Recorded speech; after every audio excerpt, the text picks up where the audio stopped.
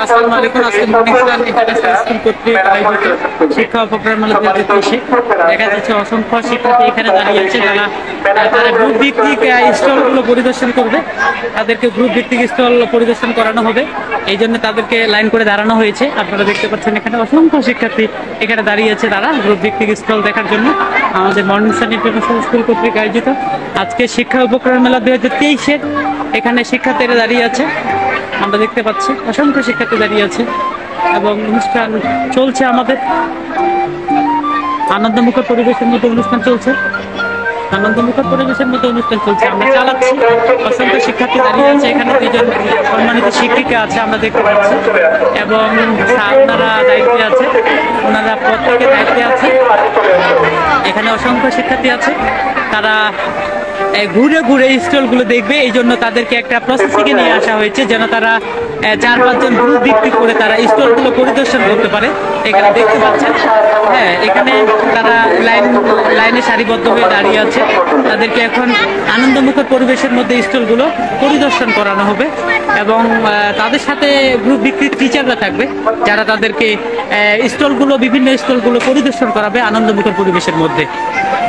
আমাদের দশম বিজ্ঞান শাখার বালিকা শিক্ষার্থীরা তৈরি করেছে বিভিন্ন মডেল।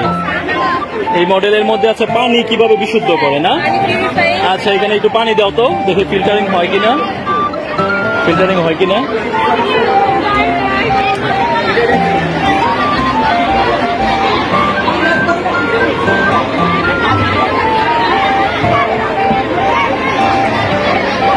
আচ্ছা, শিক্ষার্থী পানি ঢালছে এখানে, দেখি আমি কিভাবে এটা কাজ করে।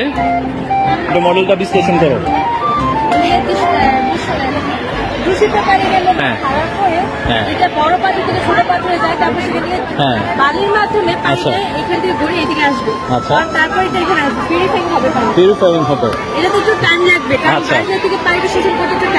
হ্যাঁ, এই যে তুলাটা, কটনটা, এটা পানিটা শোষণ, এই যেই ধুলাবালি আছে শাকন প্রক্রিয়ার মাধ্যমে সে আসলে এটা পিওর পানি ছিল, নিয়ে আসছো থেকে। আচ্ছা, থ্যাংক ইউ, চমৎকার একটা প্রজেক্ট। আর এটা কি প্রজেক্ট? এটা হচ্ছে বায়ু, হ্যাঁ, আমরা নবায়নযোগ্য জ্বালানির যে ব্যবহারটা এখানে দেখতেছি, তাই না?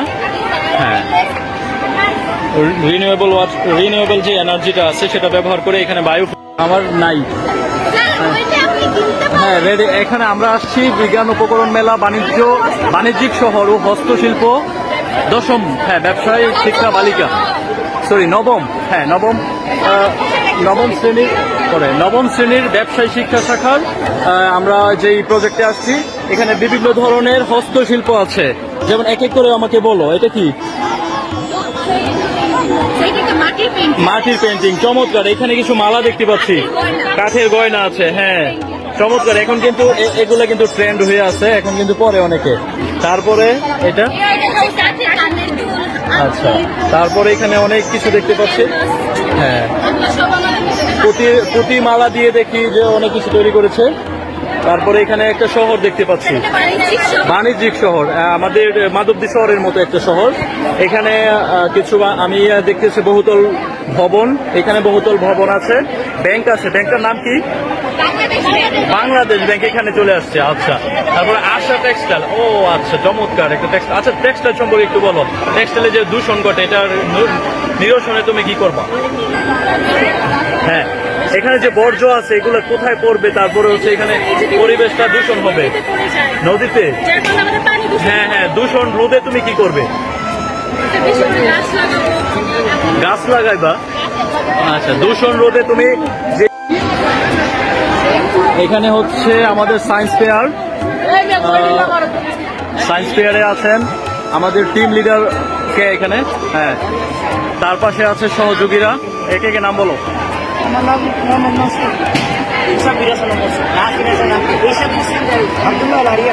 আরেকটা গ্রুপ আছে, ওই গ্রুপের প্রধান নাবিল আহমেদ, আরেকজন আছে। হ্যাঁ, এখন তোমাদের গ্রুপ সম্পর্কে, তোমাদের প্রজেক্টটা আমাকে একটু বিশ্লেষণ করো। আমাদের প্রজেক্টের মধ্যে হচ্ছে ডিজিটাল সাউন্ড, হ্যাঁ, অর্থাৎ বাংলাদেশ ডিজিটাল উন্নতির দিকে যাচ্ছে, যার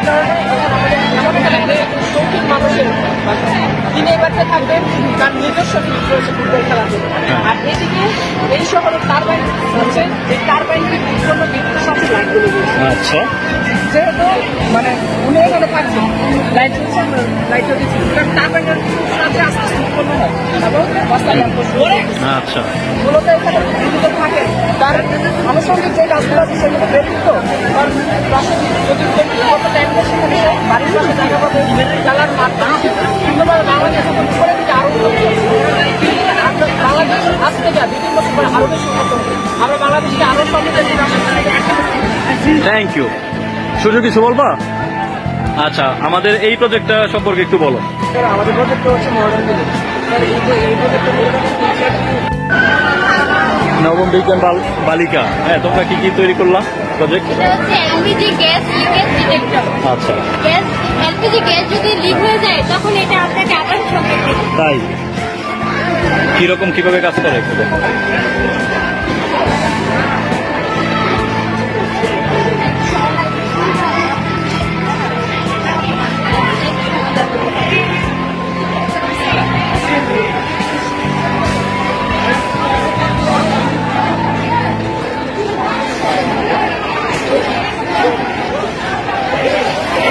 Wow. এটা আগাম একটা সতর্ক বার্তা দিবে। হ্যাঁ ওকে আর এটা গ্যাস লিক হওয়ার ফলে যে হাওয়াটা ছড়ায় পড়ে এটাকে ঠিক করে দিতে পারে। আচ্ছা আর এটা হচ্ছে নিউক্লিয়ার পাওয়ার প্ল্যান্ট। এটা নিউক্লিয়ার পাওয়ার প্ল্যান্ট যেখানে বিদ্যুৎ উৎপন্ন হয়। বাংলাদেশের বাংলাদেশের একমাত্র পারমাণবিক হ্যাঁ, হ্যাঁ।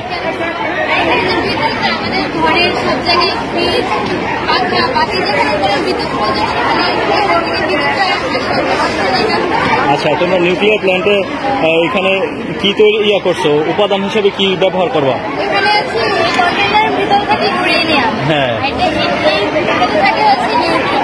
আচ্ছা। এই ইউরেনিয়ামটাকে এই নিউট্রন ভেঙে দুইটা টুকরা করে থাকে। হ্যাঁ আর এই ইউরেনিয়ামকে যে ভাঙবে নিউট্রন দ্বারা আঘাত করে যে বিক্রিয়াটা হবে সেই বিক্রিয়াটার নাম কি?